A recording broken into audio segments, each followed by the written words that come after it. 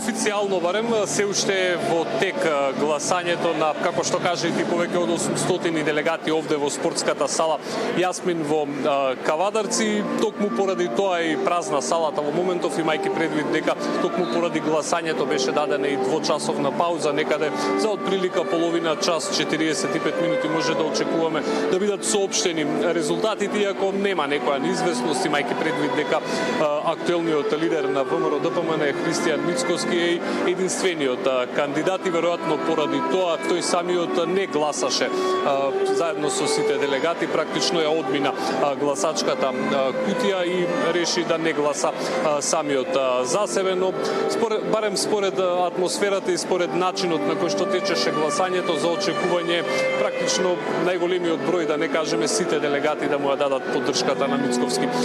Тој пак пред нив во својот вовед кажа дека останува на оние приоритети, постулати кои што ги има поставено, а тоа е максимално почитување на македонскиот јазик, на македонскиот идентитет. Рече дека Македонија на никому не му се извинува за тоа што постои.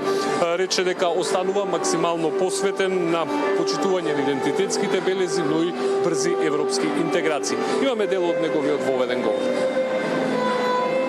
ВМРО-ДПМН ја поставува следната стратегиска линија. Националниот идентитет не е предмет на преговори.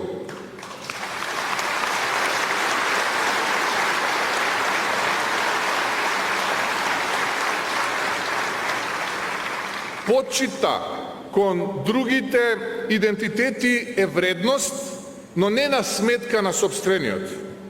Јазикот, историјата и културата се фундаментални државни столбови.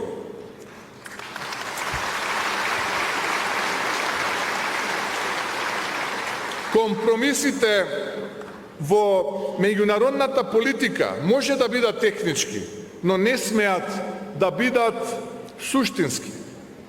Државното достоинство не е реторика, туку практична политика. Александар, беше усвоена со мнозинство гласови стратегијата на партијата. Што предвидува таа за делувањето во следните 5 години? Можам да кажам дека и едногласно беше усвоена стратегијата, а таа практично е патека по која што би се движело ВМРО-ДПМН, но и државата во наредните 5 години. Мицковски рече дека тоа ќе треба да биде патека која што ќе следат сите раководства на државата без разлика на партиската припадност. Рече дека освен оние теми кои што веќе ги слушнавме поврзани со националниот идентитет, кој што партијата, како што најави Мицковски, силно ќе го брани и нема да попушти под сите оние притисоци, ќе биде ставен еден прилично интензивен фокус на делот во економијата. Целта на ВМРО-ДПМН и на Мицковски е Македонија да прерасне од држава со ефтина работна сила во економија која што ќе има високо квалификувани работници. Рече дека во периодот кој што следи треба да се стави силен фокус на дигитализација и автоматизација на општеството и рече дека неговиот план е стабилна, европски позиционирана држава со развиена национална самосвест. Имаме дел од точките кои што тој ги постави пред делегатите. Следат 10 принципи кои дефинираат парадигмата на модерното државно водство. 1. Достоинство пред се. Политиката ја почитува вредноста на човекот и државата. 2. Правдата е единствениот легитимен авторитет. Без неа нема држава. 3.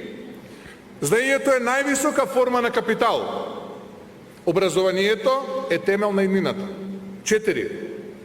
Државата мора да биде силна, но не и доминантна. Силна во заштита, умерена во контрола. 5. Нацијата е заедница на заедничката судбина. Не етнички список, туку историска целина. 6. Пазарната економија создава можности, но мора да биде праведна. Слободата бара одговорност. 7. Институциите се јадрото на демократијата. Политиката доаѓа и си оди, а државата останува. 8.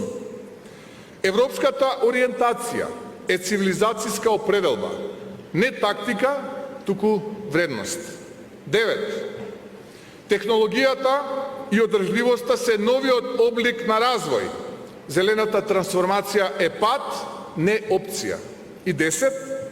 Општеството се гради со доверба. Без неа нема стабилност, единство и напредок. Александар, делегатите гласаат за трет последен мандат за председател на Мицкоски согласно статутот на партијата, но тоа што завршува еден председателски мандат на Мицкоски значи крај на мандатот на сите останати партиски функционери. Какви промени се очекуваат и како ќе оди тој процес? Се очекуваат промени на две линии. Една е внатрепартиски промени, а друга е промени на ниво на владата.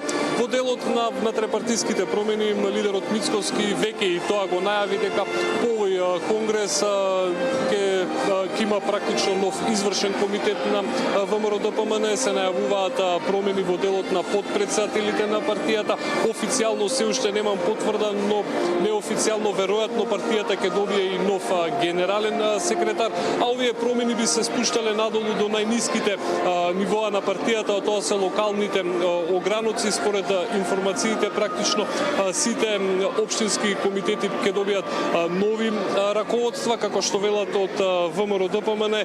Целта е да им се даде шанса на нови луѓе кои што ќе внесат нова енергија. Во другиот дел, во делот што се однесува на промени кои што би се случиле во владата, тоа е веќе она најавена широка, поголема пролетна реконструкција на владата. Тука се очекува да бидат сменети одреден број на министри кои што доаѓаат од редовите на ВМРО-ДПМН, предпоставувам и од останатите коалициони партнери, и тука практично во тој круг би се движеле оние промени кои што и политичките импликации кои што се очекуваат од овој конгрес. Се разбира доколку во меѓувреме, како што и велат од ВМРО-ДПМН, не се случи некое посериозно поместување на македонската политичка сцена кое што би резултирало со евентуални предвремени парламентарни избори напролет, но како што велат од ВМРО-ДПМН, тоа не е нивниот фокус. Нивниот фокус е да се истурка овој мандат до крајот, до 2028 година. Уште еднаш ќе кажам, како што велат, не може да се предвиди што се може да се случува на политичката сцена, така што и предвремени парламентарни избори некаде напролет не би требало во овој момент да се исклучат како опција, иако уште еднаш ќе повторам, тоа не е она што во моментов го посакуваат во ВМРО-ДПМН. Александар Спасовски во живо од Кавадарци, благодарам за овие информации. Со најновите те очекуваме секако во Централно.